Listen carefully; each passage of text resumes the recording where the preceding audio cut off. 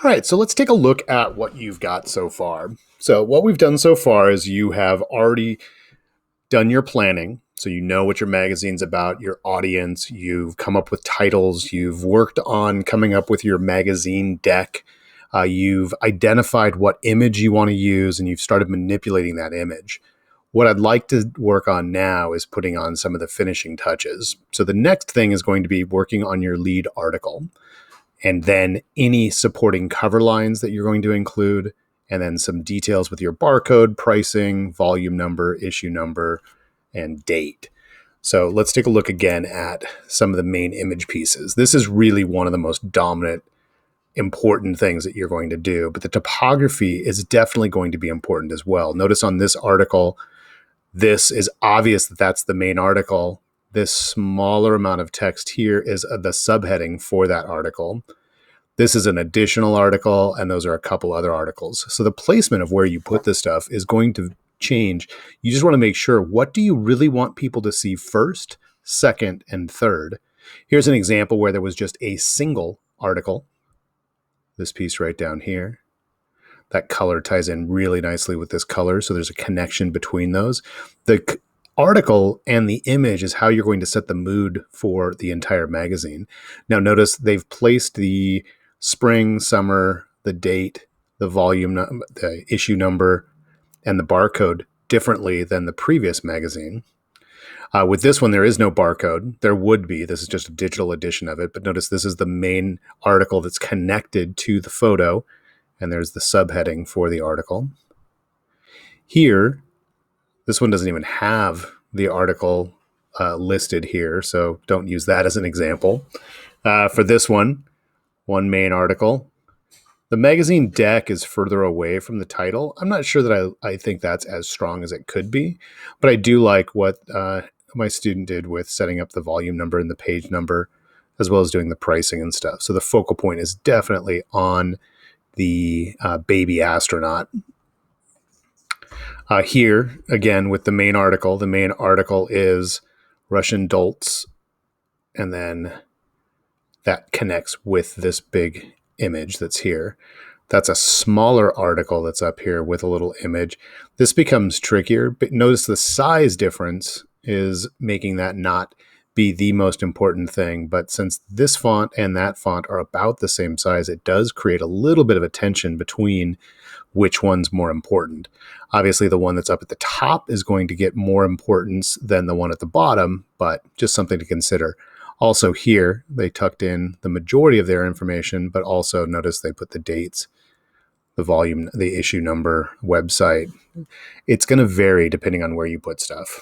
So let me show you here. With the lead article, here are kind of pointing out some of the main lead articles. So it's going to be a larger font. My recommendation is don't put this all in one text box.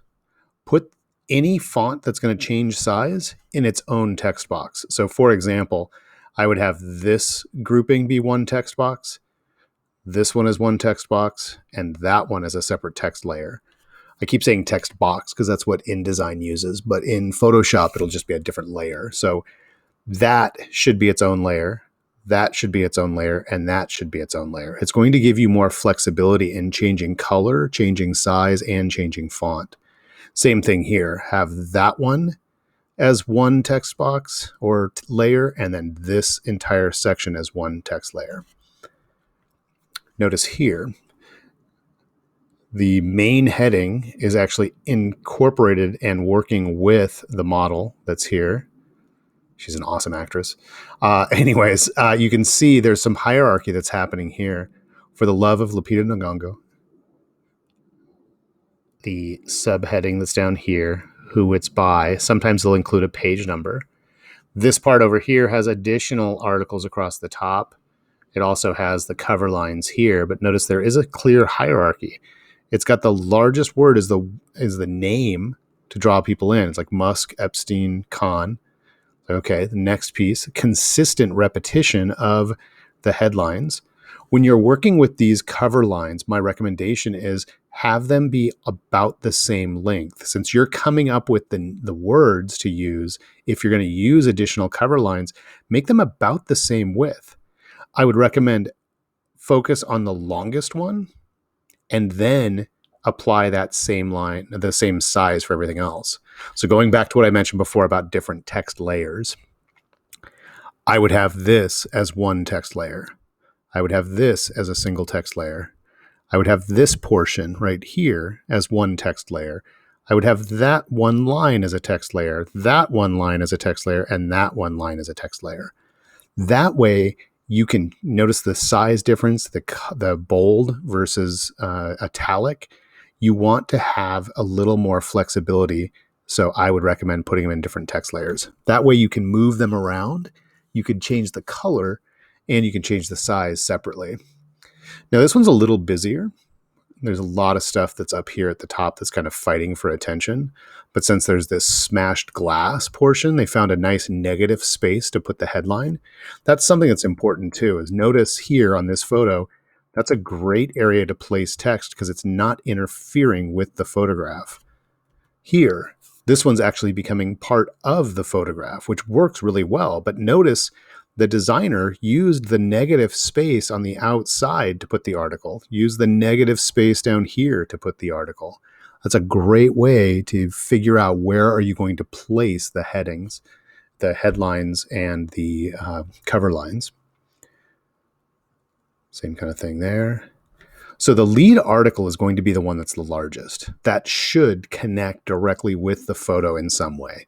And I don't mean necessarily has to be on the photo like this one, but it should be something that it really connects to what the photo is. If you're going to do cover lines, there's a lot of different ways to do it. You can go back to your Pinterest board and look at the magazines that you chose and look at how they did some articles, or do a quick image search online for more magazine covers and see how they arranged some of their articles. But I can't emphasize enough, separate text boxes for each of these. So this would be its own, that would be its own, that one would be its own.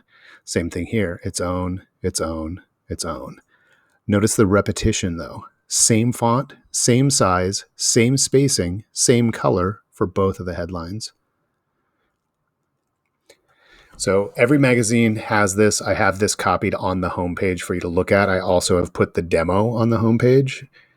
So you'll be able to have access to all parts of this. But if you're going to do just one thing, make the lead article be the thing that is really strong, that goes with the photo.